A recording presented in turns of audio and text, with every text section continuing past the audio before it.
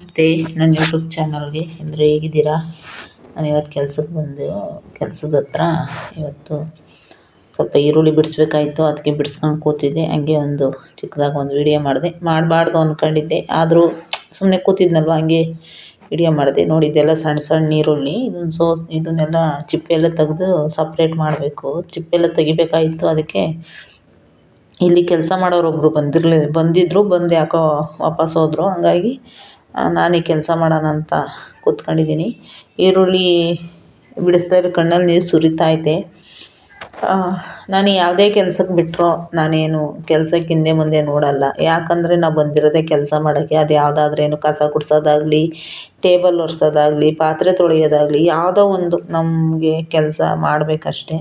ಯಾಕಂದರೆ ನಾವು ಮಾಡೋ ಕೆಲಸ ನಾವು ಗೌರವಿಸ್ಬೇಕು. ಹಂಗಾಗಿ ನಾನು ಎಲ್ಲೇ ಕೆಲಸ ಮಾಡಿದ್ರು ನಾನು ಯಾವತ್ತೂ ನನ್ನ ಕೆಲಸ ಮಾಡೋಕ್ಕಾಗಲ್ಲ ಅಂತ ನಾನು ಯಾವತ್ತೂ ಬಂದಿಲ್ಲ. ನನ್ನ ಕೈಲಾದಷ್ಟಾಗಲಿ ನಾನು ಮಾಡ್ತಾಯಿರ್ತೀನಿ.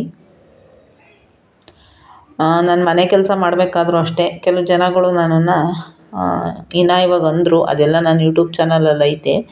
ಬಟ್ ಕೆಲಸ ಮಾಡಬೇಕಾದ್ರೆ ಸ್ವಲ್ಪ ಎಲ್ಲ ಹಂಗಾಗಿ ನಾನು ಮನೆ ಕೆಲಸ ಬಿಟ್ಟಿದ್ದಷ್ಟೇ. ನನಗೆ ಮನೆ ಕೆಲಸ ಮಾಡೋಕ್ಕೇನು ಬೇಜಾರಾಗಿರಲಿಲ್ಲ. ಕೆಲವು ಜನ ಮಾಡೋಕ್ಕೆ ಕೀಳು ಮನಸ್ಥಿತಿ ಇರುತ್ತಲ್ಲ ಕೆಲವು ಜನಗಳಿಗೆ, ಹಂಗಾಗಿ ನಾನು ಮನೆ ಕೆಲಸ ಬಿಟ್ಟಿದ್ದು. ಇವಾಗ ನಾನು ಮಾಡ್ತಾಯಿರೋ ಕೆಲಸ ನಾನು ಗೌರವ ಕೊಡ್ತೀನಿ ಕೆಲಸಕ್ಕೆ ಮಾತ್ರ. ಯಾವತ್ತೂ ನಾನು ಮಾಡೋ ಕೆಲಸಕ್ಕೆ ನಾನು ಯಾವತ್ತೂ ಆ ಕೆಲಸ ಈ ಕೆಲಸ ಅಂತ ಕೆಲಸದಲ್ಲಿ ಮಾತ್ರ ನಾನು ಯಾವತ್ತೂ ಭೇದ ಭಾವ ಮಾಡಲ್ಲ. ಯಾಕಂದರೆ ನಾವು ಮನೆಯಲ್ಲೆಲ್ಲ ಮಾಡ್ತೀನಲ್ವ, ಹೋಗೋವರ್ಗು ಒಂದು ನಿಮಿಷ ಪುರ್ಸೊತ್ತಿರಲ್ಲ. ಅದೆಲ್ಲ ಮಾಡ್ತಿರ್ತೀನಿ. ಮತ್ತು ಕೆಲಸದ ಹತ್ರನೂ ಅಷ್ಟೇ, ಸುಮ್ಮನೆ ಕೂತ್ಕೊಂಡು ಕಾಲ ಕಳೆಯೋದು, ಎಲ್ಲೋ ಇದು ಮಾಡೋದು, ಅವೆಲ್ಲ ನಾನು ಮಾಡೋಕ್ಕೋಗಲ್ಲ. ನನ್ನ ಕೆಲಸ ಏನೈತೆ ಅದು ನಾನು ಅಚ್ಚುಕಟ್ಟಾಗಿ ನನ್ನ ಕೆಲಸ ಮಾಡ್ಕೊಂಡು ಬರ್ತೀನಿ. ಯಾರು ಏನಾನ ಅಂದ್ಕೊಳ್ಳಿ, ಏನಾನ ಆಡ್ಕೊಳ್ಳಿ ಅಂತೇಳಿ ನಾನೇನು ಜಾಸ್ತಿ ತಲೆ ಕೆಡಿಸ್ಕೊಳ್ಳಲ್ಲ.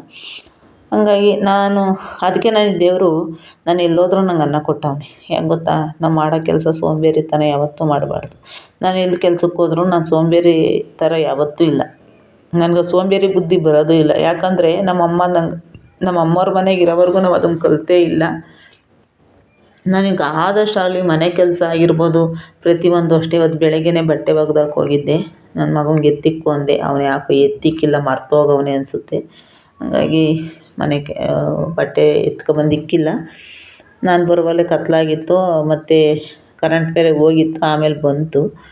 ಇವಾಗ ನೋಡಿ, ಇದು ಎಲ್ಲ ಸ್ವಲ್ಪ ಫೇರ್ ಆ್ಯಂಡ್ ಲವ್ಲಿ ಸ್ಟಿಕ್ಕರ್ ಎಲ್ಲ ತರಬೇಕಾಯಿತು, ತಗೊಂಬಂದೆ.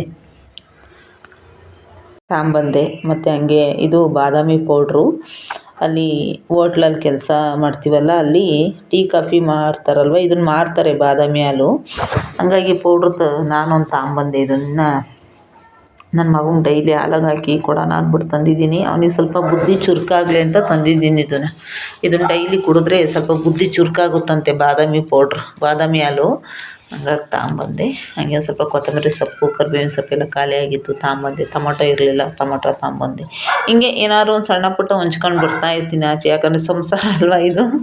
ನಿಜವಾಗ್ಲೂ ತತ್ತಾನೇ ಇರಬೇಕು ಮನೆ ಸಂಸಾರ ಅಂದರೆ. ಇನ್ನು ಇವಾಗ ಬಂದಿದ್ದೀನಿ ಅಂದರೆ ಇವಾಗ ಕರೆಂಟ್ ಬಂದೈತೆ. ಇವಾಗ ಅಡುಗೆ ಬೇರೆ ಮಾಡಬೇಕು. ನೋಡಿ, ಇದನ್ನು ಬಾಕ್ಸ್ಗೆ ಹಾಕಿ ಇಡಮ್ಮ ಅಂತ ಹೇಳಿದ್ರು. ಅದಕ್ಕೆ ಸ್ಟೀಲ್ ಬಾಕ್ಸ್ಗೆ ಹಾಕಿ ಡೈಲಿ ಒಂದು ಹಾಲು ತಂದು ಡೈಲಿ ನನ್ನ ಮಗಂಗೆ ಕಾಯಿಸ್ಕೊಡೋಣ ಅಂತ, ಇದು ಬಾದಾಮಿ ಹಾಲು ಕೊಡೋಣ ಅಂತ. ಟೀ ಕಾಫಿ ಕುಡಿಯೋದಕ್ಕಿಂತ ಈ ಥರ ಬಾದಾಮಿ ಹಾಲು ಕುಡಿದ್ರೆ ತುಂಬ ಒಳ್ಳೆಯದಲ್ವ. Tea coffee gastric. ಹಂಗಾಗಿ ಇದಕ್ಕೇನು ಸಕ್ಕರೆ ಏನು ಹಾಕಂಗಿರಲ್ಲ. ಒಂದೊಂದ್ಸಲಿ ಸಕ್ಕರೆನೂ ಹಾಕ್ದಂಗೆ ಬರೀ ಹಾಲ್ಗೆ ಬಾದಾಮಿ ಪೌಡ್ರ್ ಹಾಕ್ಕೊಂಡು ಕುಡಿಬೋದು. ಆ ಥರ ಇರುತ್ತೆ. ಸ್ವೀಟ್ ಜಾಸ್ತಿ ಇರುತ್ತಿದ್ದು. ಹಂಗಾಗಿ ಇದಕ್ಕೇನು ಸಕ್ಕರೆ ಅವಶ್ಯಕತೆಯೇ ಇಲ್ಲ. ಬರೀ ಹಾಲು ಕಾಯಿಸ್ಬಿಟ್ಟು ಅದಕ್ಕೆ ಸ್ವಲ್ಪ ಪೌಡ್ರ್ ಹಾಕ್ಕೊಂಡು ಕುಡಿದ್ರೂ ನಡಿತೈತಿ. ಇದನ್ನು ಚೆನ್ನಾಗಿತ್ತು. ಒಂಥರ ಪಾಯಸ ಸ್ಮೆಲ್ ಬರ್ತೈತೆ ನೋಡಿ. ಬಾದಾಮಿ ಪೌಡ್ರು ಎಷ್ಟು ಘಮ ಘಮ ಅನ್ನುತ್ತೆ ಅಂದರೆ, ಮಕ್ಳಿಗೆ ಈ ಥರದ್ದೆಲ್ಲ ಸ್ವಲ್ಪ ಬಾದಾಮಿ ಪೌಡ್ರು ಕುಡಿಸಿದ್ರೆ ಸ್ವಲ್ಪ ಬುದ್ಧಿ ಚುರುಕಾಗುತ್ತೆ. ಯಾರೆಲ್ಲ ನನ್ನ ವಿಡಿಯೋ ನೋಡ್ತೀರಾ ಅವ್ರಿಗೆಲ್ಲ ಧನ್ಯವಾದ. ವಿಡಿಯೋ ಇಷ್ಟ ಆದರೆ ಒಂದು ಲೈಕ್ ಮಾಡಿ, ಸಬ್ಸ್ಕ್ರೈಬ್ ಮಾಡ್ಕೊಂಡು ನೋಡಿ. ವಿಡಿಯೋ ನೋಡಿದ್ದಕ್ಕೆ ಧನ್ಯವಾದ.